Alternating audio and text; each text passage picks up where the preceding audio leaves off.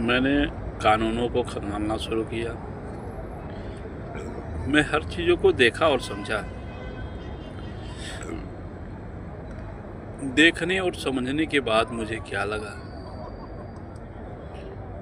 कि ये जो चुनाव आयोग है और हमारी जो जुडिशरी है, अच्छा हुआ कि मैंने अपनी पढ़ाई 3 साल के बाद रोक दी और लॉ से मैंने बाहर आया और मैं इंजीनियरिंग की डिग्री प्राप्त की और फिर मैंने अपना रोजी रोटी के लिए निकल पड़ा। लेकिन 3 साल में मुझे ये लॉ का अच्छा ज्ञान तो था, ये लॉ के बारे में तो मुझे नॉलेज 3 साल में बहुत अच्छी तरह से हो गया था।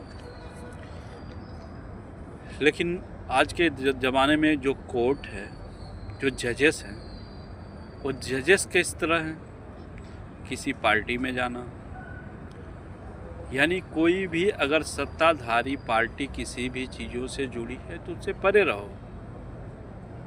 ये लॉ का सिस्टम है, उस लॉ के सिस्टम से कभी भी बाहर होना ही चाहिए। दूसरी बात, हमारे माननीय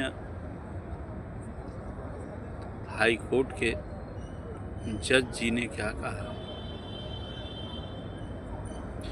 कहा कि इस बार वोट से वंचित रहे, अगले बार आपको वोट डालने देंगे। मैं ये कहना चाहता हूँ, क्या 27 लाख लोगों के पास या तो रोहिणिया घोषित करें, या तो घुसपैठी घोषित करें, या तो उनके पास डॉक्यूमेंट्स नहीं है, इस चीज़ का प्रूफ दें। अगर ये प्रूफ है कि डॉक्यूमेंट्स है तो उन्हें वोट डालने का अधिकार क्यों नहीं, चुनाव को क्यों नहीं बढ़ाया जा सकता है?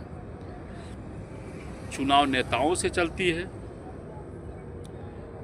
देश नेताओं से चली है, या देश के पब्लिक जो वोट डालने वाली है उनके अधिकारों से, उनके मतों से चल रही है।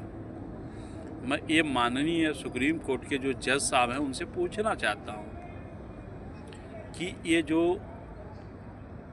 आपकी वेतन है ना, या जितने गवर्नमेंट के एम्प्लॉयमेंट हैं भारत के, जिसकी भी वेतन है वो हमारे और आपके टैक्स के ही पैसे से जा रही है, आपको पे हो रही है। यानी कि सारी वीआईपी सुविधाएं भी आपको उसी से मिल रही है और आप उसी आम पब्लिक के बारे में अगर ऐसा थिंकिंग और सोच रखते हैं तो मैंने अच्छा किया कि 3 साल मैंने लॉ की पढ़ाई करने के बाद इस लॉ को छोड़ा।